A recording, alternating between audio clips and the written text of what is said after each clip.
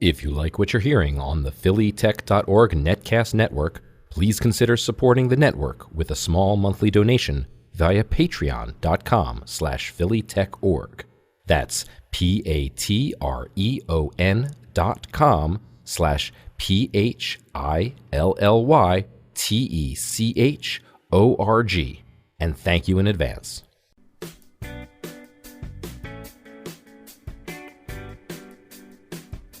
You're listening to The Interview Show with Seth Goldstein on the phillytech.org Netcast Network.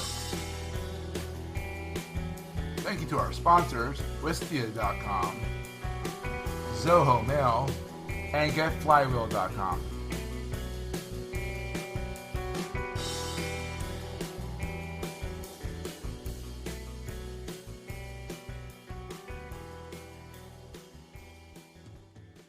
Welcome to another edition of The Interview Show. I'm Seth, your host, and I'm with Carol Heiberger, right? Heiberger. She is the brains behind the ExecuSpeak Dictionary. It is by far one of the most useful dictionaries I've ever used. Working with clients of all sizes and big companies and small companies, there's terms out there that people use that aren't necessarily out in the normal lexicon. And Carol has made it her life's mission to fix that and help people like myself understand business terms and whatnot. So, Carol, welcome to the show. Hi, thanks. So, what is the ExecuSpeak Dictionary? Well, every industry, every company, every project has its own lingo. And our objective is to work with the people within companies, within groups, and within organizations in order to document that lingo, in order to make it easier for people to communicate with each other in the language of the space or the place. Very cool. So, you started off with the general directory, the general dictionary of general terms, which I think I have every different version of it. I have the hard copy, I have the Kindle copy. I don't have the app because I'm on Android, but there is an app available for iOS.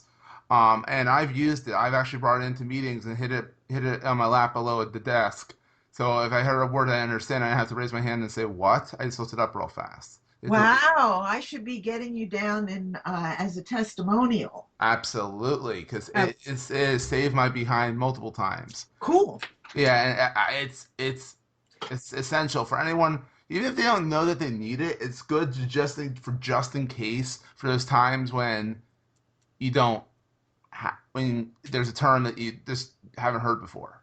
So. Right, and the part that I like about what you're saying is it was actually the definitions were actually written with the expectation that someone would be looking at their smartphone under the table in a meeting. That's awesome. As compared to in a book. Yeah, well, I brought the book in, so. At a meeting, yes. And so is there a plan to do Android apps for any of these for the businesses if they want them, or? When someone's getting ready, someone needs to start paying me to put together an Android app. If I had enough revenue coming in through the Apple apps, then the money would be turned around to use Android. To build an Android app. Well, let's get you some press. Let's get some Carol some money here. Yeah, but I'm a startup, and so as a result of any startup, I'm a cash-starved startup. Oh, you have to be. You have to bootstrap everything when you're a startup. Everything. So we've got the original is just a great cross-section of business lingo, business language. Some of it's technical, and when I say technical, I mean accounting and finance, legitimate terms that are just not in the vernacular, but they are the language of business. And then there are idioms and slang and abbreviations that... Oh, the abbreviations have saved me. What saved you? The abbreviations. Cool. In what way? Talk to me. Well, for me, they're like the RFP, the deliverables. I don't remember off the top of my Or head. deliverables, that's a good one. Sure. Like deliverables. I'm like, okay, I get what deliverables are, but then they're like RFP. Oh, I mean, I've been in the business for a while, so I know what RFP is now. But back when I first started, I wish I had this book because RFP, return for project. And Now, then request for proposal, I know music, music, exactly. But I would music think to our ears. May I have an RFP, please? exactly. So what was the impetus for this? What's your background? All right. So I got my MBA from Wharton when I was 23. So I've been talking like this for a very long time. And as I've moved from industry to industry and company to company and project to project, every time I've had to do anything, I've had to climb up onto a new vocabulary. And one day I was just someplace, who knows, where I realized that the smartphone in my pocket was smart enough Mm-hmm. that I could put all these language and all this terminology on the phone. And as I started doing it, I realized that companies don't use glossaries the way they did when I was first starting in business. And companies don't help people learn the lingo. Well, how do you do that? Mm-hmm. So I just started. It's the classic entrepreneur. Yeah, you found a niche, found a need, and you filled it. Well, actually, I figured out how to fill it. Now I'm looking to find the need. There's definitely a need there. There definitely is a need, and Yeah. the problem is educating the businesses that they need. There is a need because there is a need. It clearly is. You go into a company like a telemarketing company. There's definitely a different vernacular there than there is in maybe a chemical company.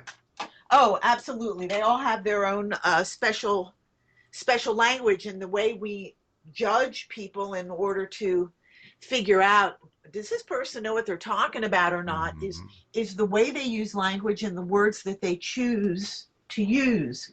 So the first book I wrote, and I created it on paper, and then I as self-published, and then I figured out how to get it onto ebooks, and then from there I figured out how to create the iPhone app, since that was the original Goal, plan. yes. And yeah, I really wanted it to be that. And then we actually put together two more books. Oh, you did? What were those two? One of them is residential real estate. We Oh, took very the good. language of finance and property and mortgages and created a single volume. And I didn't write that one because I'm not an expert on the subject, But you got someone who was. but I did get someone who was. And so we have that as a physical book, as ebooks, and as an app. And then we also took the Philadelphia zoning code. I heard that one, and that's ambitious. That was ambitious, but I got somebody to write it who knew what they were talking about. And Mm. that is really just legal language. We went right into all of the The uh, legalese, all yes. the legalese, and we transformed it into plain English, because one of the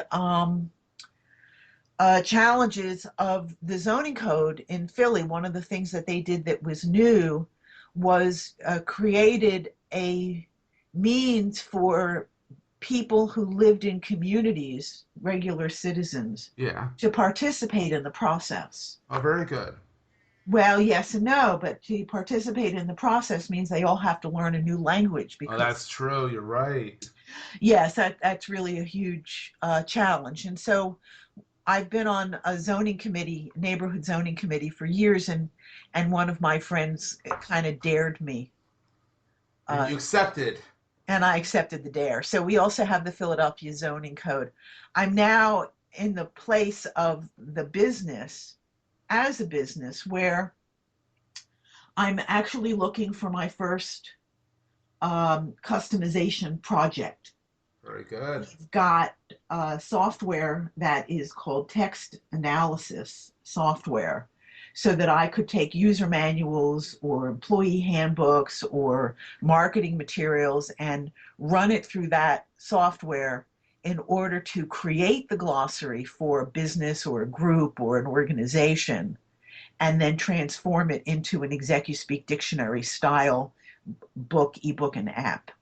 That is incredible. That is so. Is this your software that you developed? Mm-hmm. That's incredible. Yeah.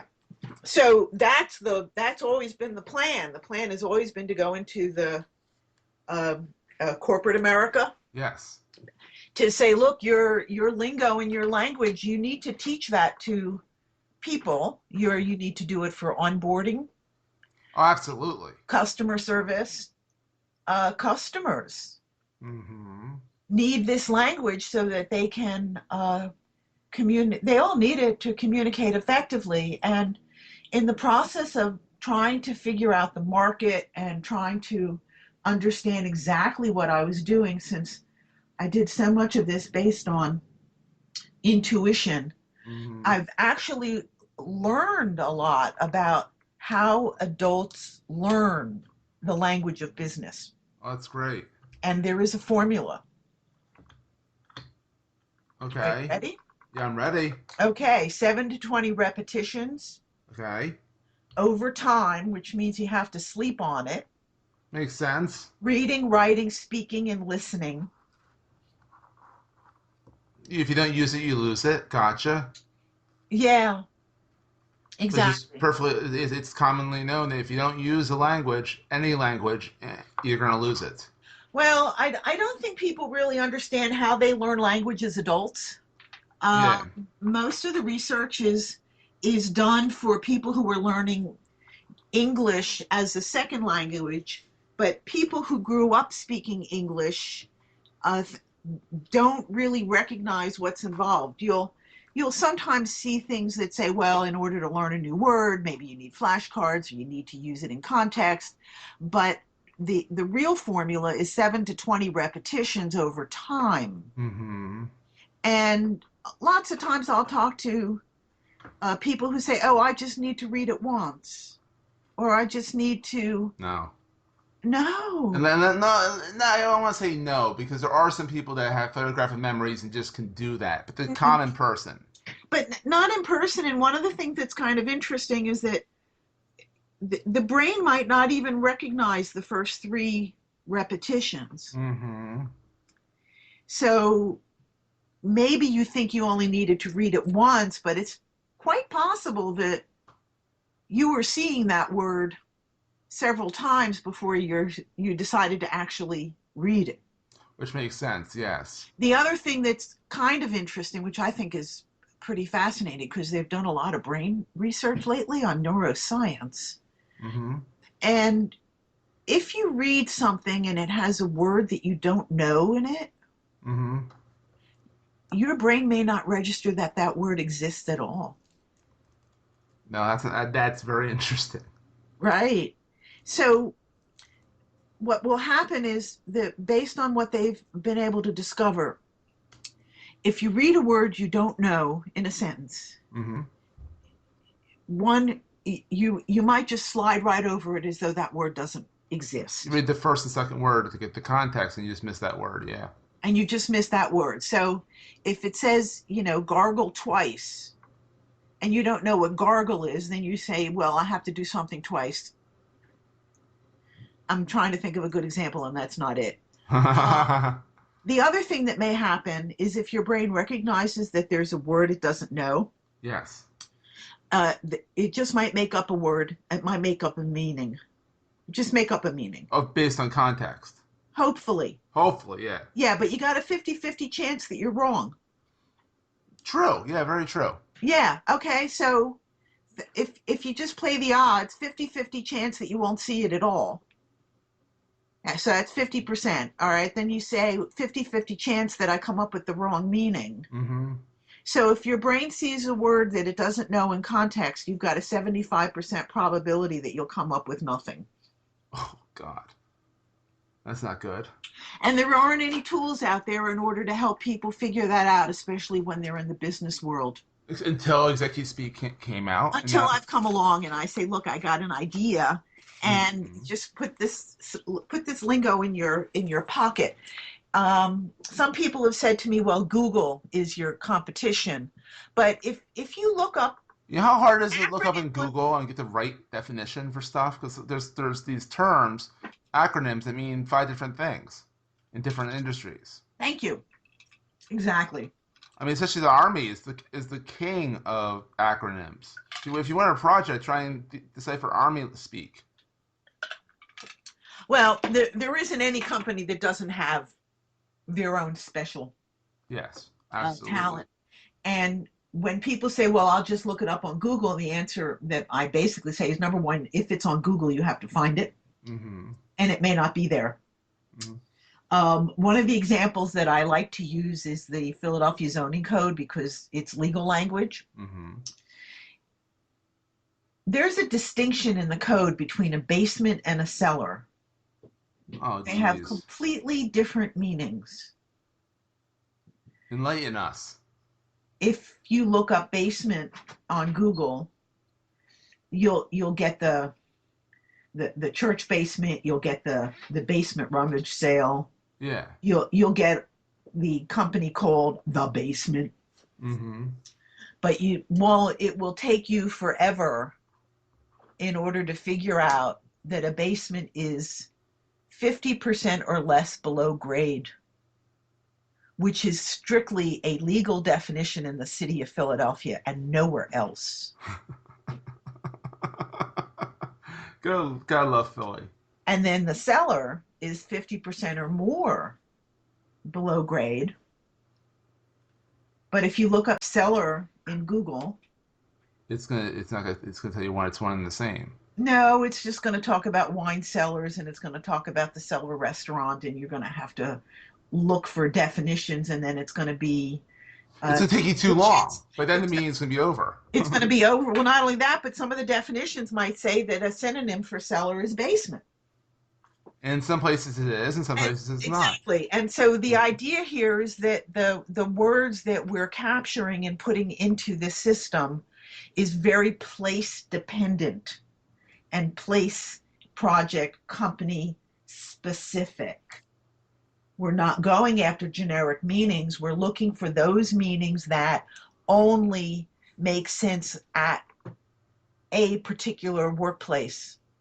Makes total sense. And so that's what we're trying to accomplish. So Carol, where can they find you online? www.execuspeakdictionary.com, and that is ExecuSpeak.dictionary.com. Dictionary. Not dictionary. ExecuSpeakDictionary.com. Yeah, but I've actually... You gotta be careful now with the new ICANN. I think there might actually be .dictionary. Oh, I don't know about that. Yeah. So you can also find me at No More Buzzword Bingo. Oh, very cool. .com, because that's easier to remember. Might be easier to spell. Might be easier to spell as well. Well, Carol, thank you so much for being on the show. You're welcome. And everyone, go buy her book. It will save you. It will save you. Go buy the app. That will save you even better. Absolutely. And if you're on Android, buy the ebook. It saved me that way. Okay, that's good. And the ebook is available on iTunes and Nook and Kindle. Yes. The Kindle version saved me many times. Great. So. I'm glad to hear that. All right, Carol. Thanks so much. Okay. Thanks, Seth. Take care. All right. Bye-bye. Bye.